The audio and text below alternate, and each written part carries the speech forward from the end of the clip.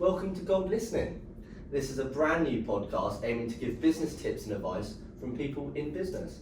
We'll be filming new podcasts on a regular basis and talking to new guests each time. I'm Joe Scott Brown, and today I'm chatting with the director of Goldlist, Samuel Seiss. Sam owns multiple businesses in different areas, so hopefully give us a great start to the series. No pressure. How are you today? Yeah, great. It's Friday. It's dressed down Friday in the office, so we're super chilled but super active. Had a good week? Yeah, we've had a great week, I think. What's been going on? Signed off on the latest project on Goldlist App, which we've been working on for some time. So it's probably 2-3 months in the making. We've done all the designs in-house. We've done a lot of really major improvements. It's the most advanced improvement stage that we've done so far. And yeah, now it's in the hands of the developers, and they're going to come up with the goods. Yeah. So how do you start your day to get these great positive days where you get so much done? Good question. Yeah, I mean, I'm pretty good at getting up early. I never used to be. It's one of those things I used to just roll out of bed at a normal time. When I was working for someone else, I used to just do the normal sort of 9 to 5 and just do as much as I could in that time. Yeah. And then took a bit of a turn personally when I was out in the self-employed world back in 2010 now, and really started to focus on being fit and getting a really good routine. So my morning is 6 o'clock, alarm goes off, 6:30 in the gym. My gym routine at the moment is half an hour spinning and then just bodyweight exercises in the gym, which I really enjoy. And that I can't be an advocate enough for getting up early and just getting into the gym. It clears your head. You can watch stuff, or you can get distracted by what you're doing in the gym, and it just takes your mind and just gets you really well set up for the day. So would you say a bit of a stickler for a routine, especially during the week? Do you know what? No, I hate a routine really. Yeah. Before COVID and lockdown, I was travelling loads.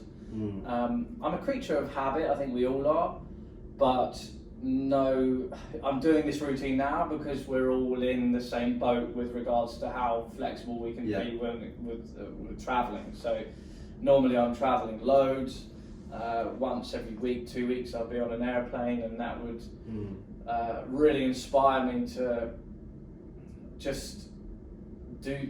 I get energy when I travel, and I have to think of other ways to get energy at the moment, and I'd always work out or run or something like that when I'm travelling, but not so much of a routine. I hate routines, but I like to be more spontaneous and sporadic, but at the moment it works. But a nice start to the morning always helps wherever you are. Yeah, definitely, yeah. So head office is currently in Chertsey for Goldlist. Have you always lived around here, or have you... Yeah, I grew up in Surrey, had a very fortunate upbringing. We lived in some lovely houses, and Surrey's a great area for children to grow up in. Yeah, completely agree. What inspires you each day? You briefly mentioned that travelling helped and seeing new things, but anything else? I think the betterment of yourself every day is one of those things that I've just got ingrained in my mind. That if you see it like we've got 5 days a week to work, but you've got 5-7 days a week to improve yourself, even if it's that 1% improvement every day, then it really helps to. I think the trick with anything is to make sure that you are on the right path, making progress. And that even involves, like one of my posts the other day was a step sideways is still a step forward if you're not quite comfortable with what you're doing. And that wasn't relating to anything we were doing or what I was doing, it was just a bit of advice to someone else. And if you're making progress, you feel good in your brain. And I'm really into like the psychology of things and how the human feeds off the energy that it can create to advance itself every day. And I love that stuff, and I'm no expert, but I watch a lot of videos relating to those things. Do you think helping others also inspires you and motivates you? Because I know you're always quite keen to share your knowledge, and whether that's on social media or just face to face, do you think that's something that inspires you? Yeah, definitely. I think at the end of the day, you know, if I've been through all the experiences that I've been through, and if through any of those experiences I can share them and help one person, then that's something good. You know, the high flyers of the world will always say, no matter how much money you've got, the only thing that will really make you content is when you're helping others. And I help others a lot, but maybe not as much as I could in various ways, especially because of what's going on at the moment. But even if it's a social media post and putting something out that's that could make someone think differently. And as an example, I think, you know, I used to go running a lot when I was overseas, and I'd put up just little snippets of where I was, and it was such a beautiful view, and 2 or 3 people would, when I'd meet them, not ever text me or message or reply, but they would meet me like, oh, you really inspired me to go running. I was like, okay, cool, you know, like, that's great. And it's weird, we've got this funny like social media bubble, but you're so connected, but also really disconnected, because they didn't tell me that. One of them was my cousin. They didn't tell me that when, you know, on the app or anything like that, when the post was going out. It was just only when you meet, and it's like, hang on a minute. They do say that we're the most connected we've ever been, but we're also the most disconnected we've ever been, because there's all these platforms to stay connected, but we don't talk as much. We're not meeting up and having really proper conversations with people. And I think I'd like to try and change that. I completely agree. It's interesting. I've been toing and froing between this question, and it is, what's the best compliment you've ever received? Because it's a great question, but a really hard one to answer. Have you got one that sticks in your mind from a particular memory? I'm not very good at patting myself on the back and saying, well done, Sam. You know, even though every day we're achieving something new and we're doing great things across the businesses that I have. But I think I don't get compliments too often, and I think that's just because, you know, I'm out there doing my thing, and I'm not really you're not really surrounding yourself looking for compliments all the time. I think if you're doing that, you're doing it for the wrong reasons, like affirmation, rather than just, you know, that's not me. But I think the praise on the work that we do, I've had quite a bit of that. You know, some people saying how active we are on social media, and we're the most active business doing this, that, and the other, and you know, that's a good compliment, because you know you're on the right path and you're making progress and you're heading in the right direction. Fantastic. What's one thing you wish you know when you started your career? So again, another tricky question, but could be brilliant to help others. I think it'd have to be that focusing on one thing that includes your passion is really important. Someone once gave me some advice and said, do that, what you're thinking of, Sam, when I was thinking of doing something, but don't expect to be where you want to be for 10 years. It takes time. So advice to myself, my younger self, would have been, stick to one thing if it feels right, and go for it, and stick to it for 10 years and see where you are, and you'll pop out of there being the master of that trade or business. And I've done that. I've done that a lot on sort of 2 businesses, and it's true. It really does work. So it's not to but I didn't know instant. Instant results. I didn't know that now, or back then. So I know that now because of what I've spoken to people. I think that's a very interesting point. I think that's partly now due to social media and such instant gratification in everything else we do, that people suddenly expect that with business and young entrepreneurs. They see a couple of things, they think, tomorrow I'll be a millionaire. It's just not the case. And it's nice to hear from someone who's experienced. It just doesn't work like that. It's as simple as that. You know, business, yes, you can strike gold sometimes, and you can set up something, and you know, within months or a year it can be, you know, an incredible business, but generally it doesn't work like that. For example, apps, the life cycle of an app is, before it gets successful, is 7 years. So, you know, I think it can work a bit quicker than that nowadays, especially if you've got the right team behind it driving it, and the likes of all the platforms that we've got access to. But that all takes time and everything. You know, it takes time to get followers on on Instagram or other platforms. You know, it's just patience. Okay, while we're sort of on this topic, what's one of the biggest challenges you've had throughout your career? And if you remember, how did you overcome it? To dig deep into the memory. I think it was probably the stage where I was phasing out working for someone else and phasing in working for myself. And there was a bit of unknown there. There's a saying, replace fear with faith, as in faith in yourself and what you're able and capable of doing. And I remember the feelings, you know, memories are made from those feelings. I remember feeling a little bit on edge about how it was going to go, but I took the leap and it really, really paid dividends. And now that business is super successful and one that gets a lot of my attention, and it's growing really, really well. And that only happened 3 years ago.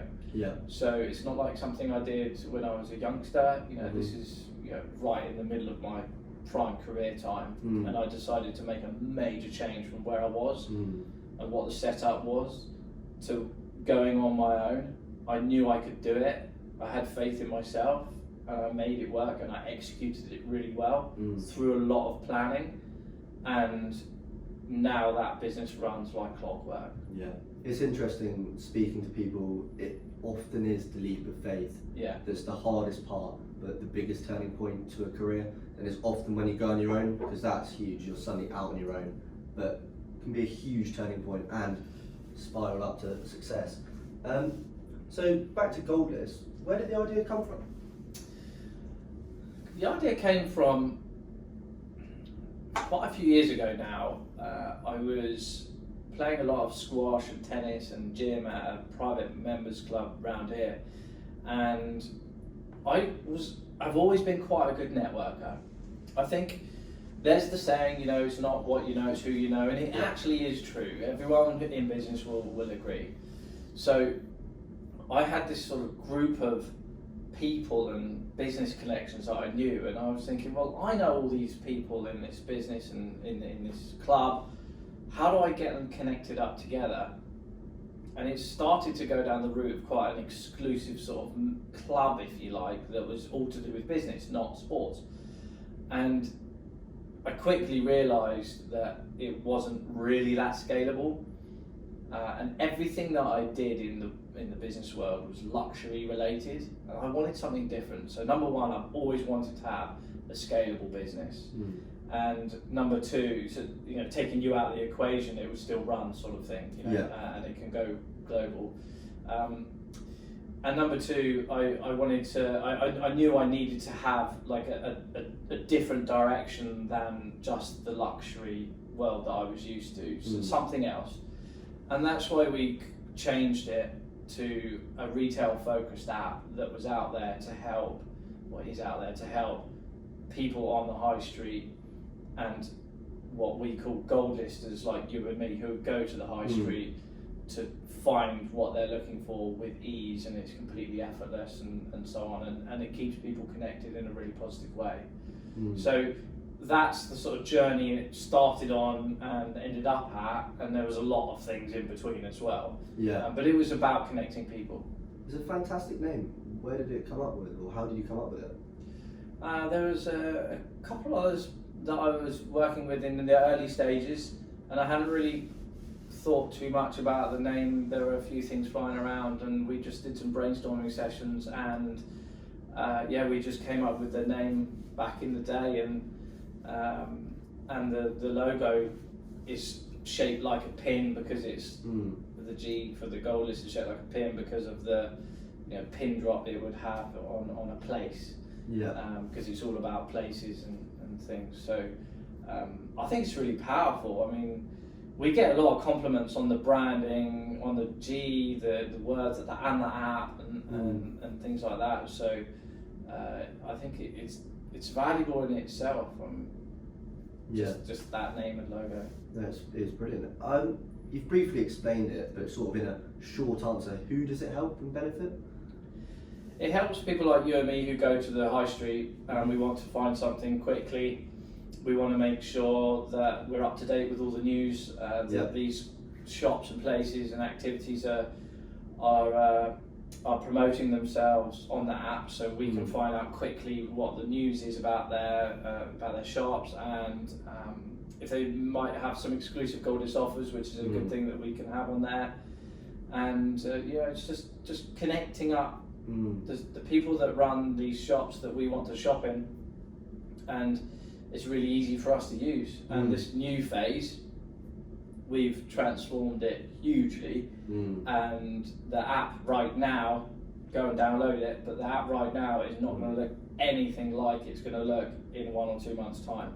It's going to be completely transformed. We've revolutionised this app, and I compliment it a lot right now, but it's going to be incredible when it comes out, and we've got a lot of work ahead of us, but it's a game changer, this app. It's interesting for me because it seems to vary. It helps people in different ways. I mean, some people it's the ease and the effortlessness and they're like fantastic, and other people it's saving their valuable time. They're going to the high street on the weekend, which is precious time, they work in the week, and it saves them time, and it's fantastic for that.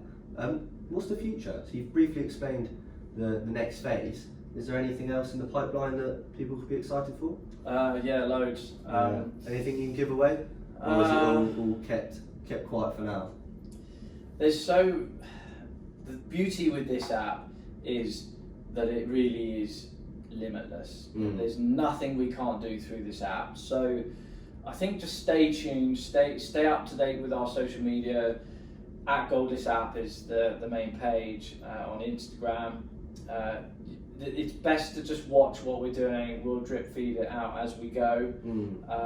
I don't want to say too much, but there's the phase we've just signed off and that's in development right now is nothing like it's going to be also in another 6 months. So there's a huge amount in the pipeline that will be helping people and their experience when it comes to interacting with shop owners, places, activities, things like that. And yes, we're talking about helping gold listers, but ultimately the people that benefit are the people that own these businesses. Hence why we want to talk more about this on the podcasts and things to really help get the message across, but not plug that app. We want to talk to people so that everyone else can relate to them and understand what's going on out there in the big wide world with the economy we're in. And then I think they'll really help. So I've just got to knock on better knock on the door. What's that? It's our food delivery. Thank you.